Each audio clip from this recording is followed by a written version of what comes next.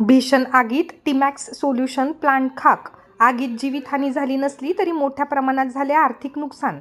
खामगाव तालुक्यातील अकोली शिवारात असलेल्या टिमॅक्स सोल्युशन प्लांटला काल 24 मार्चच्या रात्री अचानक आग लागली.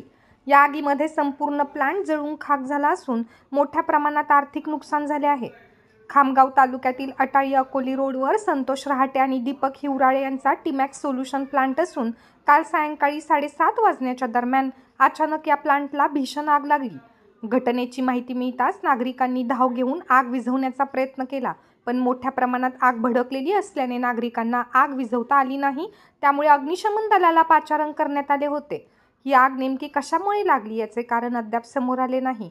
सुदैवाने या आगीमध्ये कुठलीही जीवितहानी झाली नसली तरी मोठ्या प्रमाणात आर्थिक नुकसान झाले आहे.